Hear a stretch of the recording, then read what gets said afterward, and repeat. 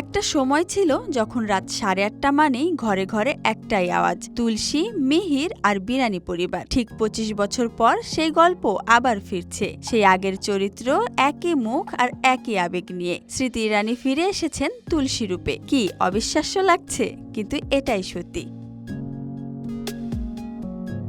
2000 সালে স্টার প্লাসে শুরু হয়েছিল ইতিহাস গড়া এক ধারাবাহিক, কিউকি সাস ভি কাভি বহু থি। এক ভারতীয় গৃহিণীর লড়াই, পরিবার, ভালোবাসা আর ত্যাগের গল্প, যেটা স্মৃতি ইরানিকে তুলসী ভার্জুনে পরিণত করেছিল। এখন 2025-এ একেবারে নতুন সিজন নিয়ে আবার শুরু হচ্ছে এই সিরিজ। টাইমস অফ ইন্ডিয়াতে প্রকাশ পেয়েছে এই সিরিজের প্রথম ছবি, যেখানে স্মৃতি ইরানিকে দেখা যাচ্ছে সেই পরিচিত গম্ভীর চোখ আর সাথে শক্তিশালী তুলসী রূপে। মেরুন রঙের শাড়ি, ভারী গহনা আর একরাশ স্মৃতি। আরেকটা চমক, ফিরছেন অমর উপাধ্যায়ও, মানে সেই মিহির। 25 বছর আগের স্মৃতি ফিরিয়ে আনার জন্য প্রোডাকশন টিম যেন কোনো খামতিই রাখছে না। অমর নিজেই বলেছেন, প্রথম দৃশ্যেই মনে হলো যেন গতকালই শেষ হয়েছিল। স্মৃতিরা ঠিক আগের মতোই। অনেকেই বলছেন যেন টাইম মেশিনে ফিরে যাচ্ছি।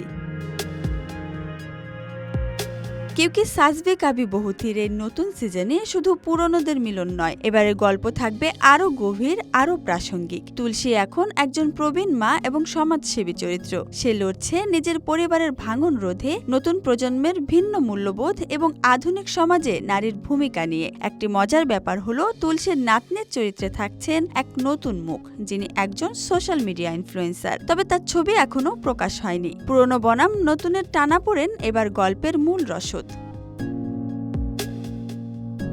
এই প্রত্যাবর্তন শুধু তুলসীর না, স্মৃতি ইরানিরও। একজন অভিনেত্রী থেকে রাজনীতিক, মন্ত্রী এবং এবার আবার অভিনেত্রী। স্মৃতি যেন ভারতের একটি জীবন্ত গল্প। তিনি নিজেই বলেছেন, তুলসী আমার জীবনের শুরু, আমি ফিরছি দর্শকদের সেই ভালোবাসা ফিরিয়ে দিতে।